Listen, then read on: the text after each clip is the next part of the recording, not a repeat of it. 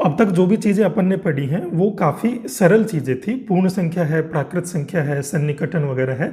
जो भी चीज़ें हमने पढ़ी हैं वो कंपेरेटिवली इजी थी, सरल थी। अब यहाँ से अपने कॉम्प्लेक्स और हार्ड कंसेप्ट स्टार्ट होते हैं। जैसे कि आज हम लोग स्टार्ट करने वाले हैं गुणनखंड और गुणज को। गुणनखंड को इंग्लिश में बोलते हैं फैक्टर्स, गुणज को इंग्लिश में बोलते हैं मल्टीपल्स। ठीक है, तो फैक्टर्स का क्या मतलब होता है, कोई बड़ी संख्या हमारे पास में है, उसको अगर मैं छोटी छोटी चीज़ों में तोड़ दूं, अगर मैंने तोड़ दिया तो ये सब इसके क्या हो जाएंगे, फैक्टर्स हो जाएंगे। तो फैक्टर का मतलब क्या हो जाता है, तोड़ना। बेसिकली किसी भी चीज़ को डिवाइड कर रहे हैं, तोड़ रहे हैं। ऐसे ही मल्टीपल, मल्टीपल कहाँ से आया, मल्टीप्लाई से। मल्टीप्लाई यानी कि बड़ा करना। ठीक है, फैक्टर का मतलब क्या हो गया, छोटा करना, उस चीज़ को हमने तोड़ दिया।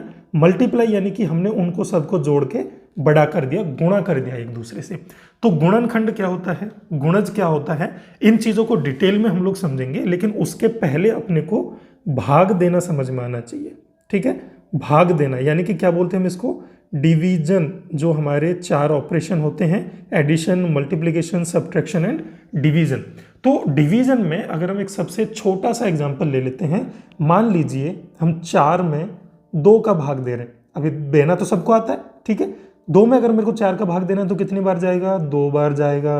2 गुना 2 करके कितना आता है, 4 आता है। इसको इसमें से घटा देंगे तो 0 बचता है। ठीक है, इतनी चीजें हमको सबको पता रहती हैं। अब इसमें कुछ जो इंपॉर्टेंट चीजें समझने वाली हैं वो क्या है हमारे पास में, जिसका हम भाग दे रहे हैं या फिर जिस चीज से हम भाग दे रहे हैं उसको हम बोलते हैं भाजक। ठीक है, ये आपको यहाँ पे समझ में आना चाहिए। इसको हिंदी में बोलते हैं भाजक और इंग्लिश में इसको बोलते हैं डिवाइजर। डिवाइजर यानी कि जिसका भाग दिया जा रहा है, जिस चीज़ से भाग दिया जा रहा है, इसको हम लोग डिनोमिनेटर भी बोलते हैं। डिनोमिनेटर क्यों बोलते हैं, ये जब हम भिन्न संख्याएं पढ़ेंगे, मिश्र भिन्न पढ़ेंगे, वहां पे हमको अच्छे से समझ में आएगा कि डिनोमिनेटर का क्या मतलब होता है।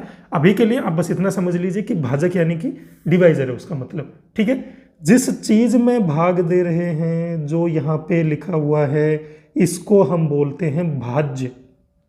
ठीक है, ये हमारा भाज्य है, यानी कि इस चीज में भाग दिया जा रहा है।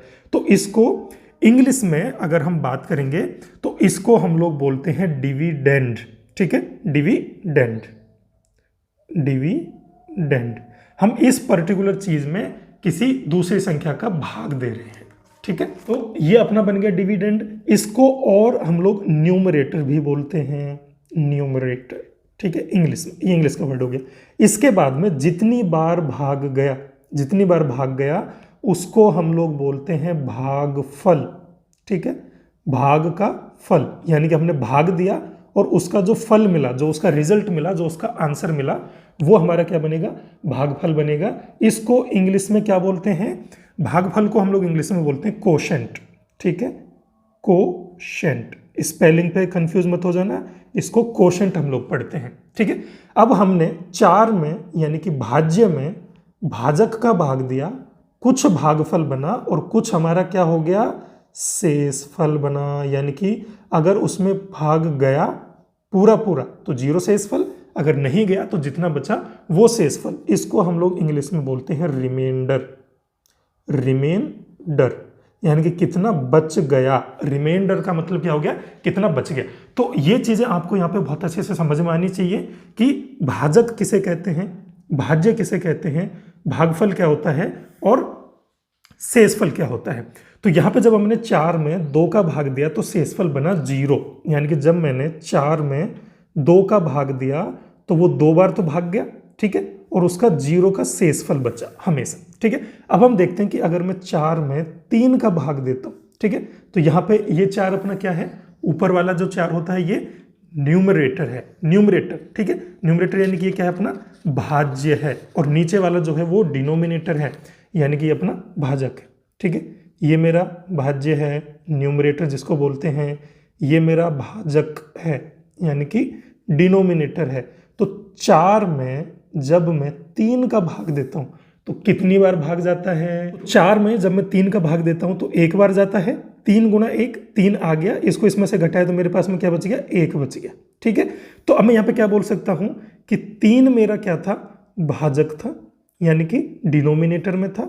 या फिर ये मेरा क्या था, डिवाइजर था, ठीक है, डिवाइजर था ये। 4 मेरा क्या था, डिविडेंड था, न्यूमरेटर में था, या फिर ये मेरा भाज्य था, ठीक है। 1 मेरा क्या है यहाँ पे, भागफल है, भागफल। इन सब चीज़ों का हम इस्तेमाल भिन्न बनाने में भी करेंगे, वो लेकिन बाद में आएगा। इसको हम लोगों ने कोशेंट भी बोल दिया। और 1 जो यहाँ पे है वही हमारा शेषफल है, ठीक है, शेषफल यानी कि रिमाइंडर।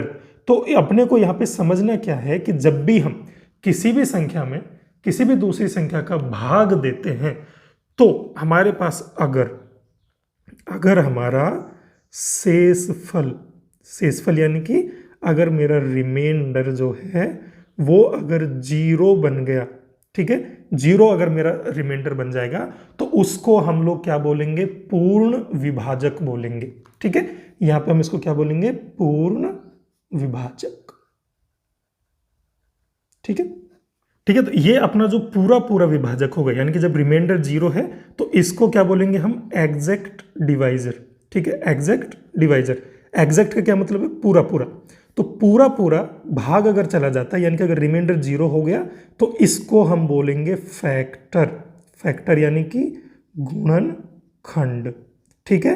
तो गुणनखंड क्या होता है, गुणनखंड ऐसे डिवाइजर होते हैं, ऐसे भाजक होते हैं जिनका पूरा भाग चला जाता है, ठीक है। तो ये अपना गुणनखंड की परिभाषा हो गई। गुणनखंड यानी कि फैक्टर। तो फैक्टर्स क्या होते हैं, बेसिकली ऐसे डिवाइजर होते हैं, ऐसे भाजक होते हैं जिनका भाग देने पर शेषफल 0 बचता है, ठीक है। तो ये हम यहाँ पे बोल सकते हैं फैक्टर, जो भी हमारा फैक्टर है किसी भी नंबर का, factor is an exact divisor, ठीक है।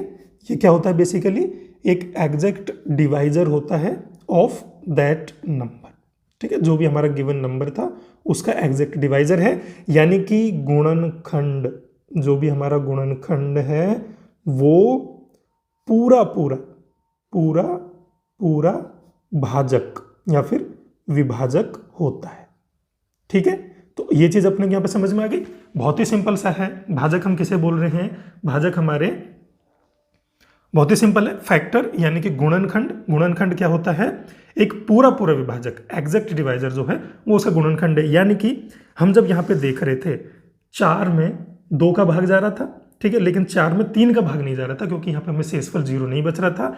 तो 2 4 का एक गुणनखंड है, लेकिन 3 4 का गुणनखंड नहीं है, ठीक है, ठीक है। तो अगर हमें अब ये देखना हो कि 4 के गुणनखंड क्या क्या होंगे, ठीक है, 4 की हम बात कर रहे हैं, बहुत ही छोटा सा नंबर है, तो उसके गुणनखंड को निकालने के लिए कि किस किस का उसमें भाग चला जाता है, तो अगर वो संख्या 4 से बड़ी हो गई तब तो भाग जाएगा नहीं, है ना, यानी कि 4 से बड़ा तो कोई भी गुणनखंड नहीं होगा। छोटी संख्या केवल गुणनखंड हो सकती हैं। अब छोटी संख्याओं में क्या क्या है, 1 2 3 और 4, छोटी या उसके बराबर। तो अब हम देखते हैं 4/1 करेंगे तो 4 बार भाग जाता है, शेषफल यहाँ पे कितना बचता है, 0, ठीक है। 4/2 करेंगे तो 2 बार भाग जाता है, शेषफल कितना बचता है, 0। 4/3 करेंगे तो 1 बार भाग जाता है, शेषफल बचता है 1, लेकिन, ठीक है। इसी तरीके से अगर हम 4/4 कर देंगे तो भाग 1 बार जाएगा और शेषफल बचेगा 0, ठीक है। तो 4 के गुणनखंड कौन कौन से होंगे, जिनमें 0 शेषफल बचा, यानी कि 1 फिर 2 फिर 4, ठीक है। तो 4 के गुणनखंड क्या क्या है, 1 है, 2 है और 4 है, ये 3 इसके गुणनखंड बन गए, ठीक है।